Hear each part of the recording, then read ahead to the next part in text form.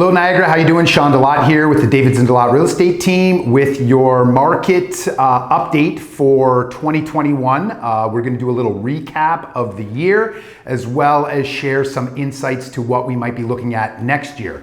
Well, right now the year is ending just like the year started. We are seeing exponential amounts of low inventory and yet still strong buyer demand. This will maintain throughout 2022 as well. The year started with very low inventory through January and February. March happened to come, spring market, inventory came out. Buyers were getting tired of all the competition. Some of the buyers left the market, not to mention too COVID, the lockdowns, everything opening it up come summer. A lot of the demand dissipated because people were enjoying summer. Also, sellers decided not to list because they were enjoying summer. September then saw a little bit of inventory come out, but then demand started to grow exponentially. The demand is now outproducing the listings. We're noticing that there is not enough listings coming on the market. There's actually more sales than listings. This is anticipated to continue well throughout December and into January and February, as we are Canadians and a lot of people do not like to list or sell during the winter. And it does appear though that if you are a seller, either an investor or someone looking to downsize who does not have to buy another property, the next 3 months are going to be a prime time for you to sell. Alrighty, not to mention too the outlook for next year. There's a couple things. Talk of interest rates increasing.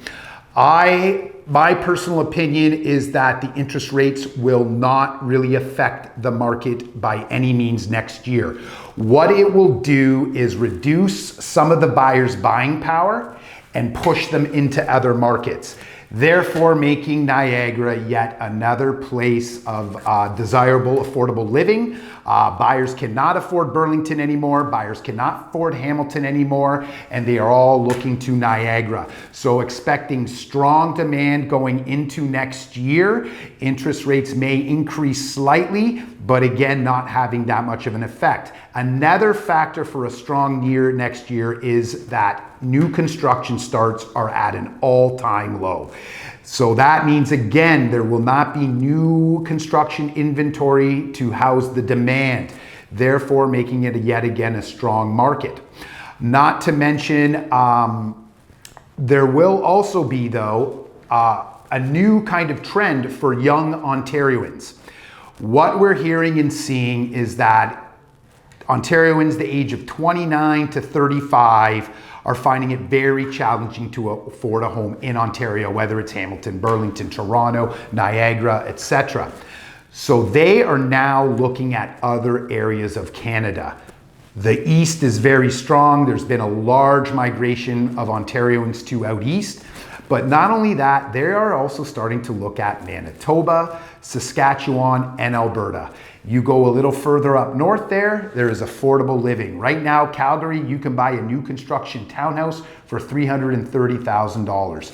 COVID has made people reevaluate their life. They can now pick up their family, take them somewhere else for affordable living, maybe new jobs. So this is a trend that will start, that we will start to see, and it's already started. So to give you a little rundown of the outlook for next year, we will be going into January and February with incredibly low inventory.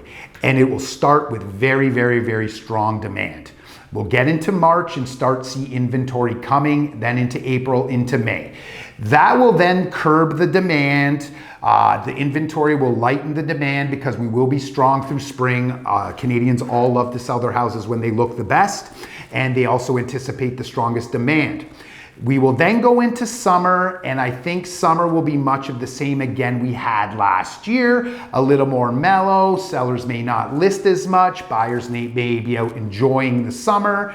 And then September, well, they'll have listings and again, buyer demand. So what this may make sense for you, we'll talk to sellers first. If you're looking to sell and you do not have to buy, January and February should be great months for you to sell to take advantage of incredible high demand and competition.